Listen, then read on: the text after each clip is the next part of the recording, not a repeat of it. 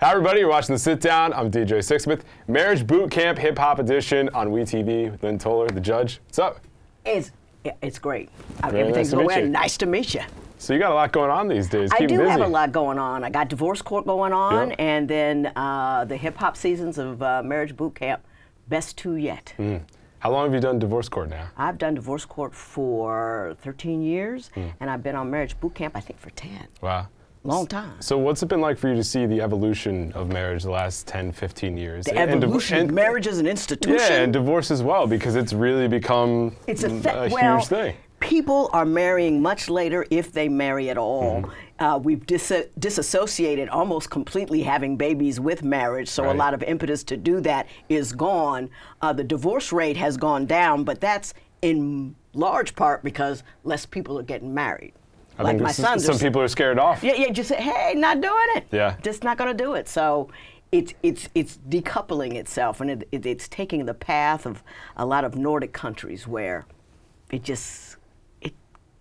don't know if it's dissolving. They're trying to have a resurgence of it when you're in a religious sense, but it is dissolving. Yeah, it feels like there's a bunch of different factors. It's like people kind of waiting later in life to figure out themselves, job situation, financial situation. Yep. So what's it like kind of coaching some people who are a little bit older as opposed to like young people getting into it in their early 20s? It's easier to coach the older people because marriage requires sacrifice. Yes. There's going to be some pain involved. Every day ain't going to be pretty. No. And when you're young and you especially were born in a generation where immediate gratification is everywhere. I mean, you know, when I was at your fingertips. Yeah, you know what I mean? We used to have a phone on the wall, no caller ID, so it was a gangster move. You opened up, you didn't know who it was. You couldn't FaceTime with your significant other. None of that. And now you can Google what? You know, we were going to the library with the Dewey Decimal System, and now everything is just like that.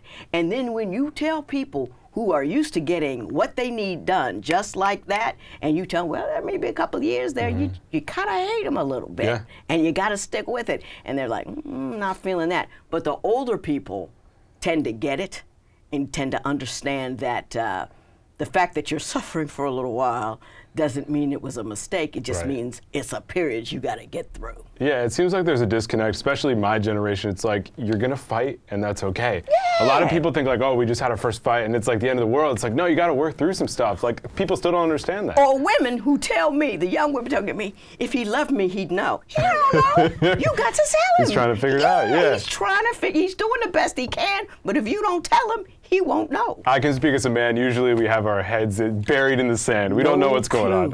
Absolutely no clue. No idea. But we love the no clue. You have to love the no clue. You got to embrace it. If you're both overthinking everything, it'll wear everybody out. I like the fact that my husband's like, just chilling. I like that. Yeah. How long have you guys been married now? 31 years. Together 33, married 31. So what's it like for you to look at other people's marriages and bring that into your own marriage? How does that work for you? I think the beauty of it is we've been married so long, we've gone through just about every type of difficulty except for infidelity. We just don't roll like that.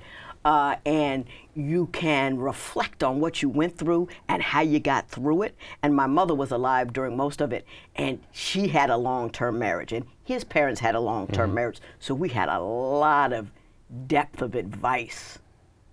That's important. Oh, great huge, examples too, huge. I mean, because whatever happened to me, it happened to my mother once. So this is what I did. This did not work. You know, you try this. You know, don't do that because that's not gonna work. And so yeah, it's cool. When you do your boot camp, what are the big things you like to focus on? Like, what are some new things that people should really prioritize in their marriage? I like to focus on their ability to communicate. And everybody says, oh, that's such a cliche, and it is a cliche, but it's a cliche for a reason. And what I do on Marriage Boot Camp, I have screens, and I watch all of them. I get at 10 o'clock in the morning, and I don't go on until 10 o'clock at night. Wow. And how many different couples is it? 5 couples. Wow. I know what everybody's doing. I said, you know, you were talking that sex thing. I heard that. Don't do this. You don't want to do that. And I watch it all. And when I can reflect for them their failure to communicate in real time and in real terms, you can just see the brain go click. Because most people don't watch you over a 10-hour period and with the goal of figuring out what you and your spouse aren't doing right. It's wonderful. I just love that part. How about the people that come into your court? I mean, they have all certain types of issues. What are some of the big things that are troubling these people?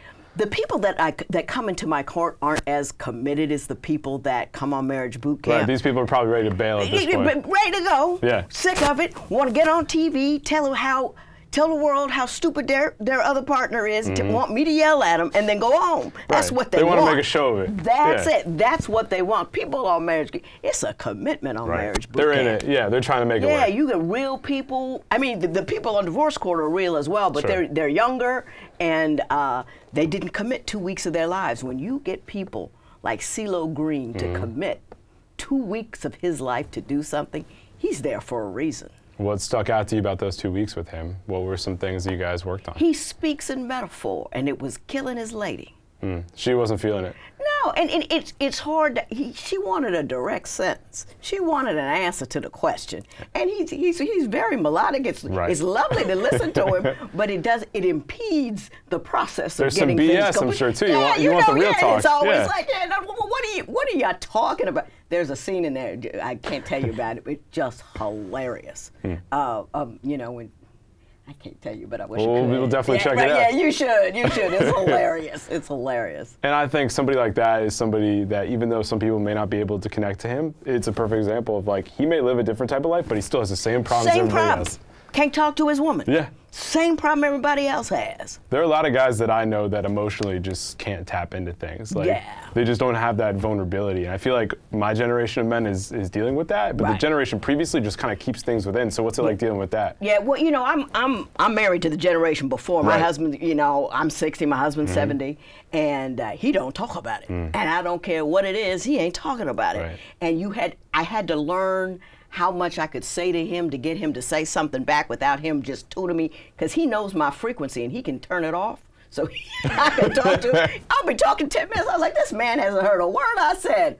But I figured it out. You know, you don't demand that a man speak with you in the way that you speak to him. What you do is you invite him in a way that's most comfortable for him. And a lot of women think, oh, we're great communicators. No, we're good at talking to one another. But can you talk to your man in a way that he can stay in the conversation and not feel overwhelmed? Whole different skill set. Yeah, it's a two-way street. Absolutely. It's the one party engaging the other, and it's the other party being willing to listen and to try. Because a lot of people just don't want to try. That's half the battle. It's just giving a crap about it. Giving a crap about it and not saying, oh, women talk too much and I don't want to deal with it. It's like, my woman needs to talk, so let me figure out how we can do it in a way where we can both benefit from it. Definitely. Yeah. How much do you guys focus on evolving as people, changing as people? Because I'm sure some people have been married 10, 15, 20 years. They just want to keep doing things the way they've been doing. Yeah. How hard is it to break through that part of it? People don't want to change at all. Yeah. About anything. And they certainly don't want to change anything basic to what they do every day. The easiest thing to do on Tuesday is what you did on Monday, which is the same thing you did on Sunday. And it is hard to get people out of that because it's fear, it's all of this. And the thing I always see with couples is, I've tried everything. They always say, I tried everything. I said, what did you try? They tried the same thing with varying degrees of effort. They didn't try anything new because they think, yeah, this makes sense. If I do this, he should do that.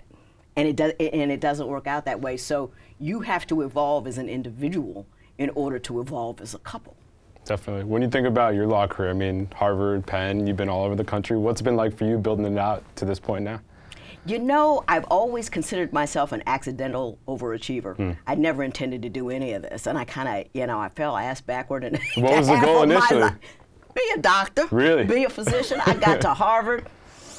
I partied my behind off. You know, things got, and then it was like, oh my God, the calculus, I can't, you know, blah, blah, blah, blah. And Daddy said, look, you better go to graduate school or I'm gonna stop paying. So I said, I'll go to law school. Went to law school, did that, hated being a lawyer, married a guy, had four kids. We had a 10-month-old, and I was 33 years old. The judge in my district was 6 blocks from my house, and I said, I want her job. And I ran and I got it. Wow.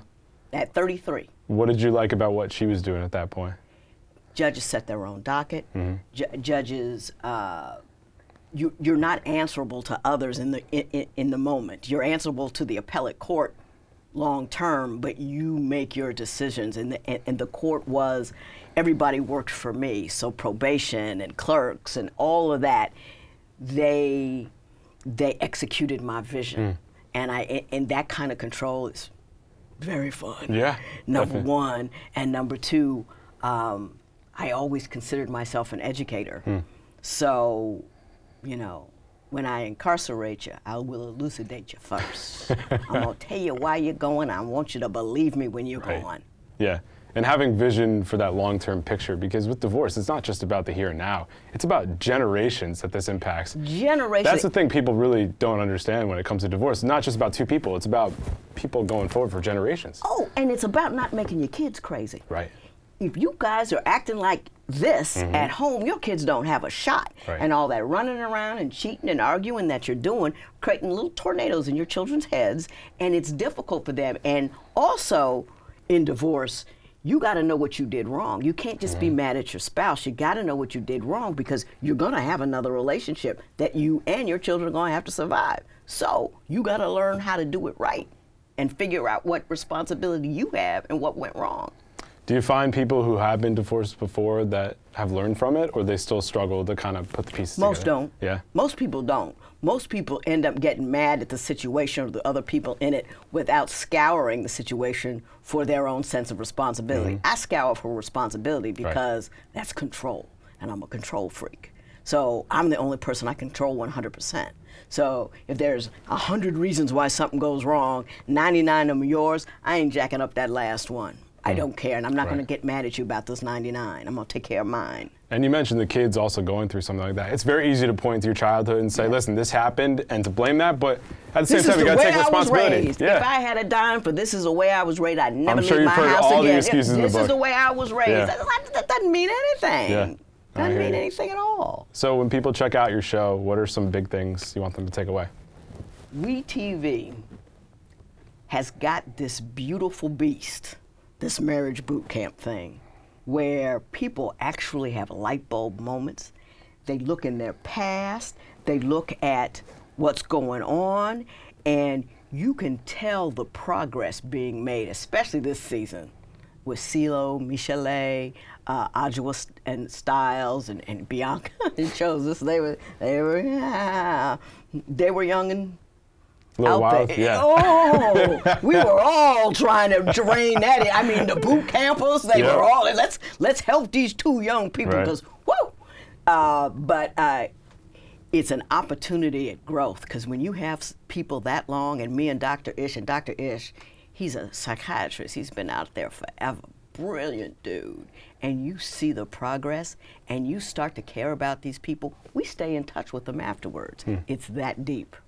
Good deal. Looking forward to it. Oh, good. Good to meet you, Judge. Wednesday, Thursday, February 6th. Yes. WeTV, 10, 9 Central Time. There you go. For Judge Lynn, I'm DJ. See you next time. All right, let's sit down.